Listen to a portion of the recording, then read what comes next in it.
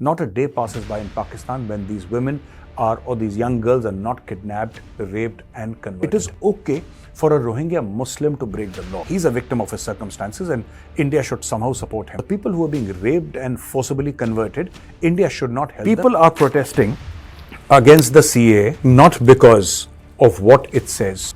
What they fear is the NRC, the National Register of Citizens. Jan friends, I'm Major Gaurav Arya and you're watching the CHANAKYA Dialogues English. It was in 2019, ladies and gentlemen, that the Citizenship Amendment Bill was passed by the Parliament. The Citizenship Amendment Act, that is the CAA, is today a reality. After the announcement of Home Minister Amit Shah, it has become a reality, and let me tell you what this bill talks about essentially. It's very important to put the narrative straight and to put the facts on the table, simply because there are too many people muddying the water, including foreign media houses who are openly calling it an anti-Muslim bill. The fact of the matter is that it has nothing to do with Muslims. You know, that is the beauty about it. Everybody is saying, Pakistani media, European media, American media, even Reuters, or let us say Al Jazeera, you know, the usual suspects, they're all saying this is an anti-Muslim bill. It's not actually. It has nothing whatsoever to do with Muslims, whether Indian, Afghan, Pakistani, Bangladeshi, African, Mongolian, it does not matter. What CAA says that, so here is a date. The date is 31st of December 2014. And it says that people belonging to the minority community in Pakistan, Bangladesh and Afghanistan, you see, again I repeat, people belonging to the minority community in Pakistan, Bangladesh and Afghanistan who came to India, who took refuge in India before 31st of December 2014 will be considered under the Citizenship Amendment Act. And who are these minorities first of all? And what is this consideration? The minorities there are Hindus, they are Sikhs, they are Christians, they are Parsis, they are Buddhists, they are Jains. These are the minorities that are being considered. That's point number one. And point number two, you know, a lot of them saying that this is against Muslims, as I mentioned. This act does not mention Muslims. The fact of the matter is these minorities are badly persecuted in these three countries. These are Islamic countries, and two of them, Afghanistan and Pakistan, you know, there are elements in that society that seek to kill and destroy all minorities, convert their women, rape their women, kidnap their women. And in Bangladesh, it is a separate set of values that drive the people like Jamaat al-Islami and other radical elements within that country. Now, what is happening there? For example, Pakistan, more than 1,000 young girls last year were converted. In Pakistan, Hindu girls, Sikh girls were converted, girls as young as 11, 12, 13, 14, 15 years. You see, girls in their preteens, they were kidnapped, many of them were raped, and then they were married off after being converted to Islam. They were married off to men who were 35, 40, 50, 60 years. This is an industry in Pakistan. This also happens in Bangladesh. You see, now what is a person supposed to do? Even the head granthi of a place as revered as Kartarpur Sahib. Now, Kartarpur Sahib is deeply respected by everybody, Hindus and Sikhs alike. The main granthi, the head priest, let us say, the head granthi or the head priest of Kartarpur Sahib, his own daughter was kidnapped. And when she was being married off to some XYZ person, right, elder to her, you could see Kalashnikov-toting gunmen all around her, and she was forced to recite the kalma. This has happened so many times with sickening regularity. Not a day passes by in Pakistan when these women or these young girls are not kidnapped, raped and converted. It's a factory in Pakistan. To a large extent, this is also happening in Bangladesh. Not as blatant as in Pakistan. Pakistan is a lost case. And as far as Afghanistan is concerned, I will be surprised if I can find any Hindus or Sikhs in Afghanistan now. It is Taliban that is ruling the roost, and I don't think any minorities are still alive in Afghanistan. So, this is to tell those people that don't worry, India is here. and we will give you citizenship. Now, right now what they are saying is that we will give citizenship, as I said, 31st of December 2014. But I'm very sure that the government is going to extend it because it's important to address the needs of those who are suffering today, not just pre-2014, but also right now. That is one part. Secondly, a lot of people have come up and said that this is anti-Muslim. Now, a lot of people in the social media, mainstream media, and even our political leaders. And I'm going to read out the comments by a few political leaders and then tell you what they are saying. And then I will try and factually counter them. For example, the Congress says that this bill is designed to polarize, or this act, I beg your pardon, is designed to polarize. How? Nobody knows. How can it polarize? If you benefit Hindus and Sikhs and Christians, or Parsis or Buddhists or Jains in any manner, it will polarize the society. But if Rohingya Muslims come in their thousands every single day from across Bangladesh, right? They come into India and they are greeted with Aadhaar cards and PAN cards and passports and election cards. That is all right. That is absolutely okay. So it is okay for a Rohingya Muslim to break the law, right? He's a victim of his circumstances and India should somehow support him.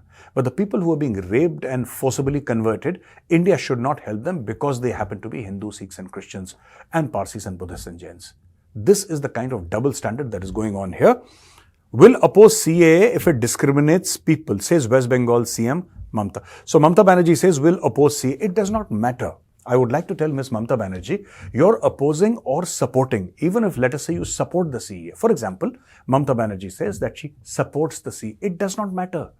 Your support or opposition does not count for anything because this is something that is done by the parliament.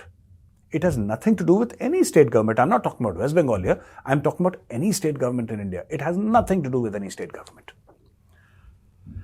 Then CAA is an open challenge to humanity. Kerala will not implement it. This is Chief Minister Pinarayi Vijayan. I think the Honorable Chief Minister Pinarayi Vijayan has been misguided and misinformed. Kerala has no role to play. No state, forget about Kerala. Uttar Pradesh has no role to play. Right? Punjab has no role to play. Rajasthan, Haryana, Madhya Pradesh. No state has any role to play. Citizenship is not a state issue. It's a central issue. Go and read the constitution. You have no role to play. Kerala will not implement it. Come on. Tomorrow somebody will say Rajasthan will not implement, or UP will not implement, or MP will not implement, or Manipur will not implement. It does not matter. This is a central subject. You have nothing to do with it. Nothing, absolutely. Based on Godse's thought, this is the best that Asaduddin Owaisi could come up with. And he's, as usual, very angry. I don't know why Owaisi Sahab always gets angry. He's angry at everything in life. Everything in life. Except for winning elections, he does everything very well. Based on Godse's thought. What is Godse's thought in this? Which means that Asaduddin Owaisi, that is why I say, and people object when I say this, but all of them, these guys sound like radical Islamists. Including Owaisi, including that guy in Rampur, Khan, I forget his name. All these guys sound like radical Islamists. Now, Owaisi says, for example, based on Godse's thought. How is this related to Godse? Godse was the guy who assassinated Mahatma Gandhi. This is so weird, but they'll say anything to polarize the community. They'll say anything to, win votes. The elections are looming, and they're saying that the BJP or the central government has done it because the elections are around the corner. So what? So what?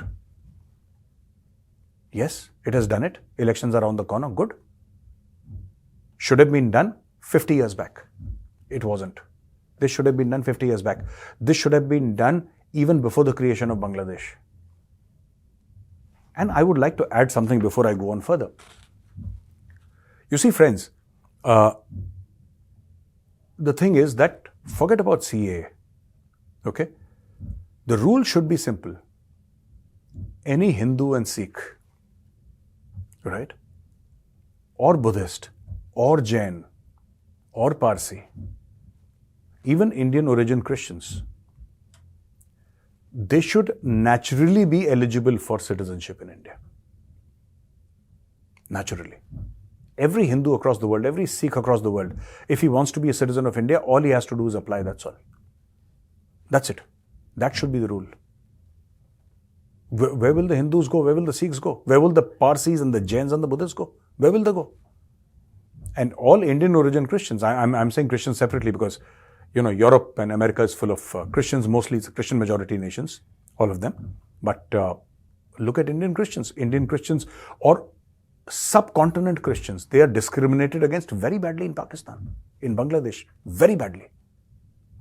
Who can forget Jallianwala? So where will they go?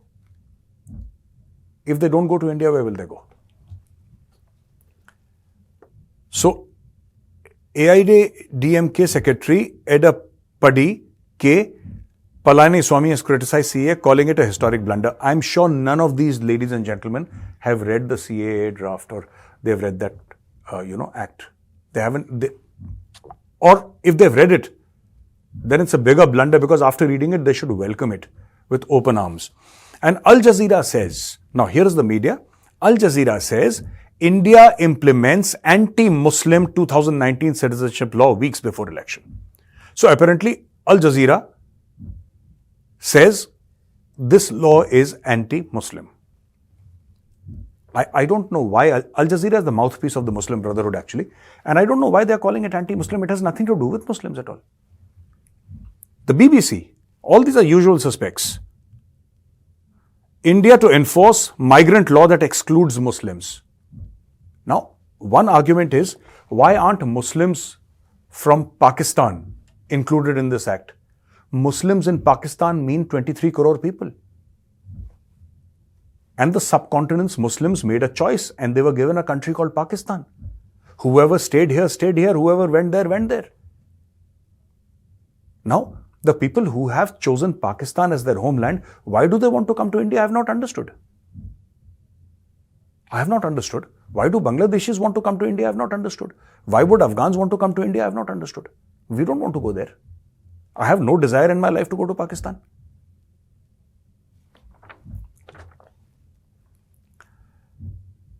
Jamia Millia Islamia protests have erupted. I don't know why. Jamia Millia Islamia protests are, JNU and Jamia protests are always erupting. They don't want to study, they only want to protest. Keep on protesting, who cares? Activists of the All Assam Students Union staged a protest in Guwahati. What has this got to do with Assam? I don't know. I have read what the act entails and I haven't understood.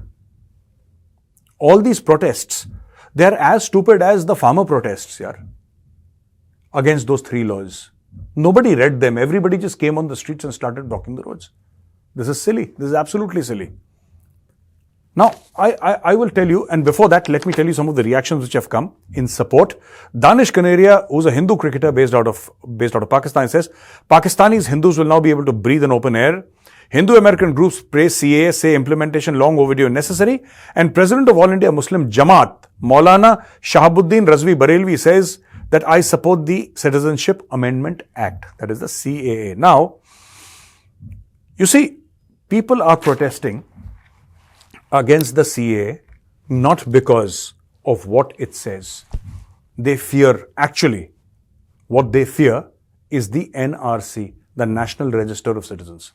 This is something that, the NRC will hit directly at the vote banks of some regional parties.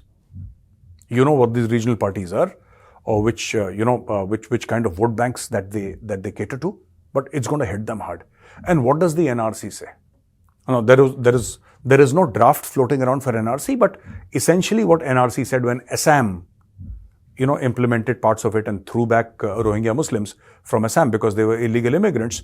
I mean, first of all, before getting into NRC, I would also like to, because there is no draft, let me put on record, there is no draft that exists for NRC which people have read, so people are just getting jittery about it. But if NRC means National Register of Citizens, what do you think Pakistan did recently? Pakistan threw out, 1.7 million Afghans. That was NRC.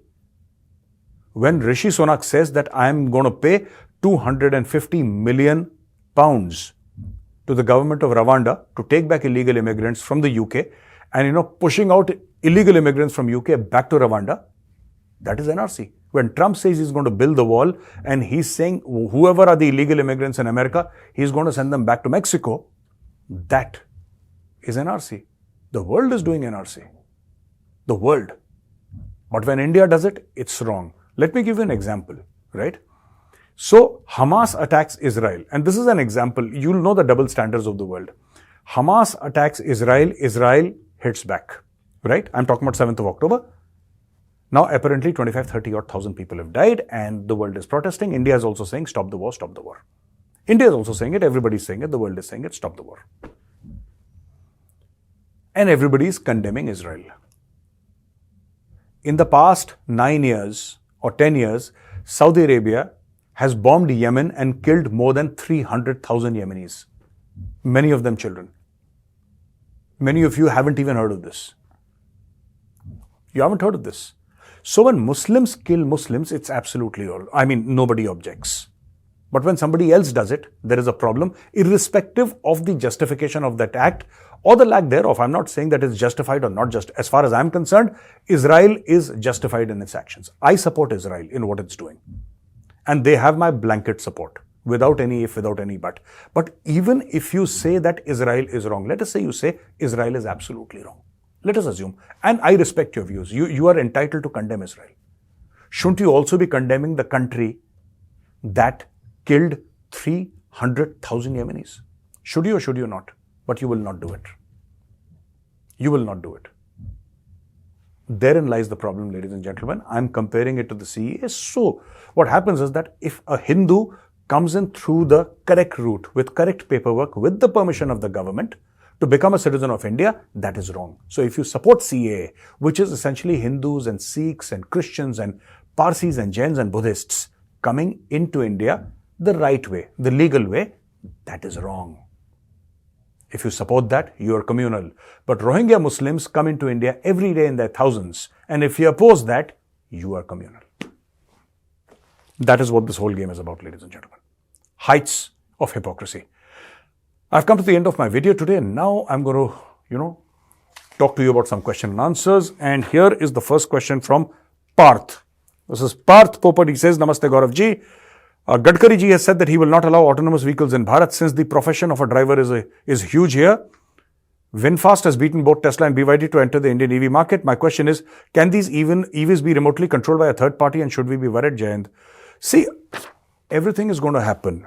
I understand that when Mr. Gadkari says that he will not allow it, he's doing it with the best of intentions, right? His intentions are that people should not lose their livelihood. But when the mobile phones came, people in the STDPCO industry, they lost their jobs. When machines came, manual labor, many of them, millions of them lost their jobs. This is natural progression. You, I and Mr. Gadkari may not like it, but you can't block technology. You can't block technology. Nobody can do it. I can't do it. You can't do it. Mr. Gadkari can't do it. Joe Biden can't do it. You cannot block. If there is technology, it will find a way. This is like water. It will find a crevasse, it will go inside and it will figure out. You can't block, if there is autonomous vehicles, let's say you ban it. Okay? Let's say you decide that autonomous vehicles will not come, because today it is foreign technology. What if tomorrow IIT Delhi says, we have created a world-class autonomous vehicle? Are you going to tell IIT Delhi or IIT Kanpur to keep quiet? Are you going to tell them that, no, you're not supposed to, research? So many things. The jobs that we are doing today, according to so many reports I can quote, okay? There are dozens of reports. The jobs that we are doing today will cease to exist tomorrow. They'll just cease to exist. So many drivers have lost their job after the Delhi Metro came up. All these call center drivers. There was a time before Metro that call center drivers, they had all stable jobs and they would go and there would be shifts, day-night shifts, international call center. Now, many of these call centers came up near metros and all they did was give a pass to their employees, 400, 500 rupees a month. And suddenly all those drivers, they didn't have anywhere to go. Now, another innovation. Ola or Uber. Ola and Uber have hit taxi drivers the hardest. And there are many places, like for example in Goa, they don't allow, the taxi unions do not allow Ola and Uber in Goa. They've stopped technology, but for how long can you stop technology? It will find its way. So it's very difficult to physically. You can do it for some time, but not all the day. You can't do it forever. But anyway, thank you for writing to us. Thank you, ladies and gentlemen. I hope you liked this video, and if you did, press the like button, subscribe to our channel, and don't forget to press the bell icon. Jai Hind, Vande Mataram, Bharat Mata Ki Jai.